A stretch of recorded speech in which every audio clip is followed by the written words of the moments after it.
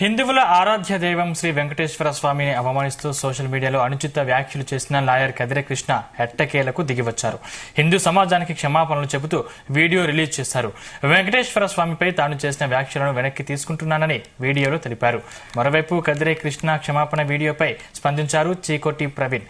హిందూ దేవతలు హిందువుల గురించి మాట్లాడేటప్పుడు నోరు అదుపులో పెట్టుకుని మాట్లాడాలని వార్నింగ్ ఇచ్చారు. మరోసారి ఇలాంటివి రిపీట్ అయితే బడితే పూజ తప్పదన్నారు. హిందూ సమాజానికి క్షమాపణలు చెప్తూ చాలా మంది నా మిత్రులు, అనేక మంది నా హిందూ సహోదరులే హర్ట్ అయినట్టుగా, బాధపడ్డట్టుగా నా ముందుకు తీసుకురావడం జరిగింది. కాబట్టి మిత్రులందరికీ కూడా నేను చేసిన ఈ వ్యాఖ్యలకు క్షమాపణ చెప్తూ ఆ వ్యాఖ్యలను నేను వెనకకు తీసుకుంటున్నాను.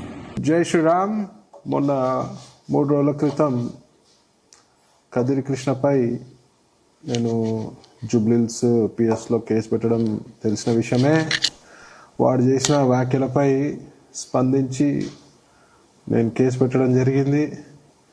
కేసు పెట్టగానే నేను ఒక పిలుపునిచ్చిన ప్రతి ఒక్క హిందూ సోదరులు కూడా అందరూ కూడా దీనిపై స్పందించాలని.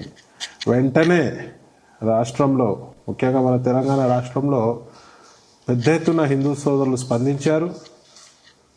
బజరంగ్ దళ్ సోదరులు పోయి కంప్లైంట్లు ఇచ్చినారు, మా ధర్మరక్ష సోదరులు పోయి కంప్లైంట్లు ఇచ్చినారు.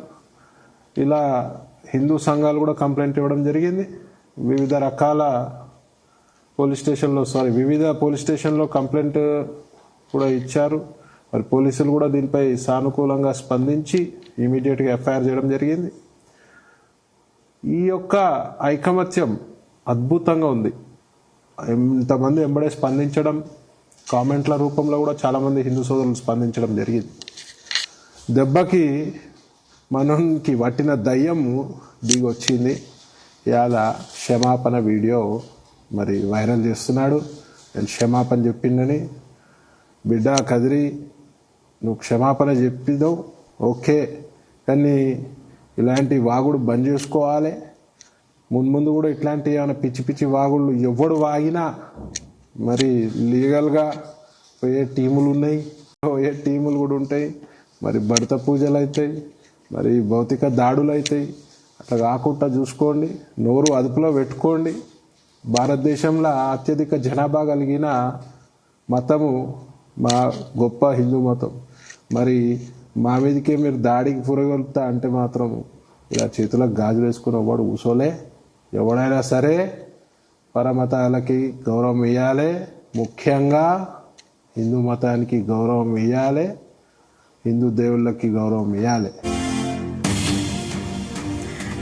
వెంకటేశ్వర స్వామిని అవమానిస్తూ సోషల్ మీడియాలో లాయర్ కదిరే కృష్ణ ఎట్టకేలకు దిగువచ్చి ఒక వీడియో కూడా క్షమాపణలు చెప్తూ చెప్పారు. దానికి చికోటి ప్రవీణ్ కూడా ఆయనకు వార్నింగ్ ఇచ్చినట్టుగా తెలుస్తోంది.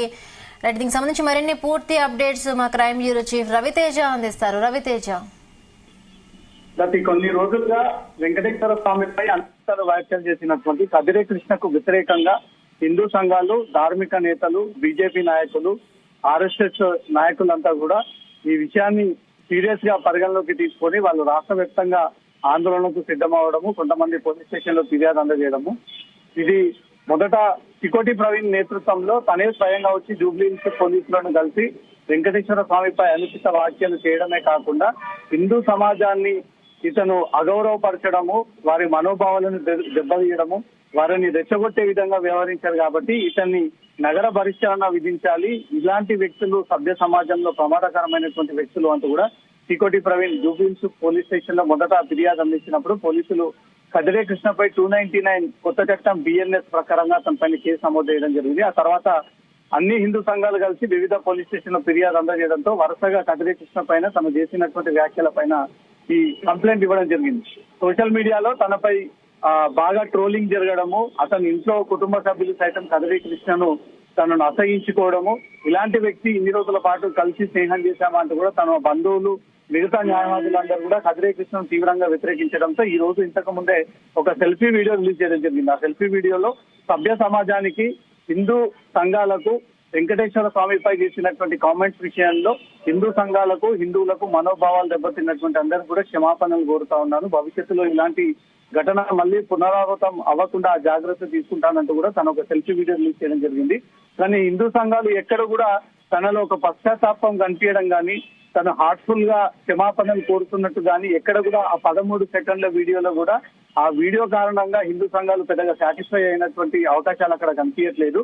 అతను బహిరంగంగా ఒక సమావేశాన్ని ఏర్పాటు చేసి ఏదైతే ఆ సమావేశంలో దేవుళ్ల పైన అనుచిత వ్యాఖ్యలు చేస్తారో అదే విధంగా సభ్య సమాజానికి, హిందూ సంఘాలకు, ధార్మిక మార్గంలో నడుస్తున్నటువంటి ప్రతి వ్యక్తులందరికీ కూడా ఆ రకంగానే క్షమాపణ చెప్పాలి, బహిరంగంగా క్షమాపణ చెప్పాలి. భవిష్యత్తులో ఏ దేవుళ్ల పైన తను అనుచిత వ్యాఖ్యలు చేయాలంటూ కూడా తను మనస్ఫూర్తిగా సారీ చెప్తేనే ఈ ఇష్యూ ఇక్కడితో ఆగిపోతా ఉంది. 13 సెకండ్లు ఏదో ఒత్తిడి మేరకు తనకు వేధింపులు వస్తా ఉన్నాయి, థ్రెటనింగ్ జరుగుతా ఉన్నాయి, సమాజంలో పోతే ఇంకేదైనా జరుగుతుందేమో, తన పైన దాడులు జరుగుతాయేమో అన్న ఒక భయంతో చెప్పినట్టుగా ఇష్టం లేనట్టుగా ఆ 13 సెకండ్ల వీడియో